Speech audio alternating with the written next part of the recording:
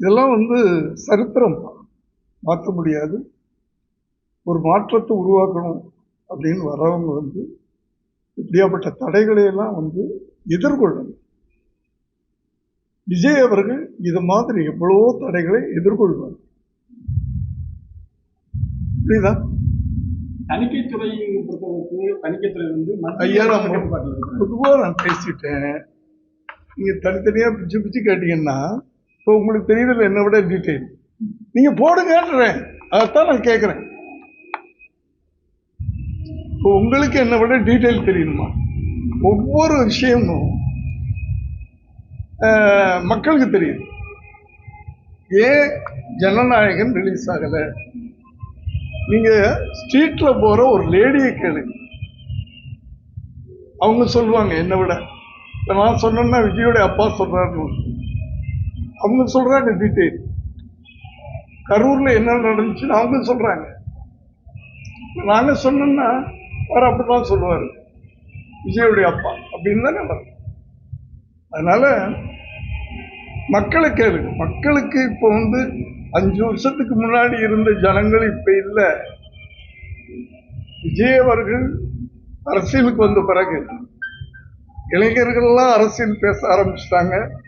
வயசான லேடிஸ் 50-60 வயசு லேடிஸ் எல்லாம் கூட அரசியல் பேசுறாங்க.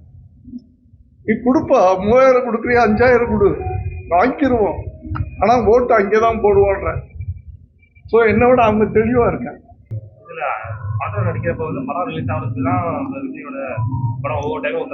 படத்துக்கும் அரசியலுக்கும் சம்பந்தப்படுத்தாதீங்க. அதுக்கும் இதுக்கும் சம்பந்தம் இல்லை. அவர் இப்ப நடிகர் இல்லை, அவர் அரசியலுக்கு 2 வருஷம் ஆச்சு. படத்தை பத்தி அவர் கவலை பண்ணல, படத்தை பத்தி அவர் பிளாக்மெயில் பண்ணலான்னு நடக்குது.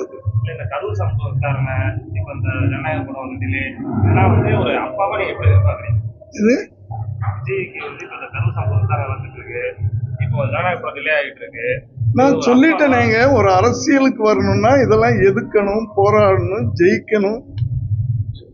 புரியுது? இயற்கை தானே இது.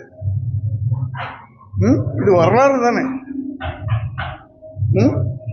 65 வருஷத்துக்கு முன்னாடி எம்ஜிஆர் வந்தப்ப எவ்வளவு கஷ்டப்பட்டாரு இல்லையா? கஷ்டப்பட்டு தான் இந்த வெற்றி கனியை பறிச்சார்.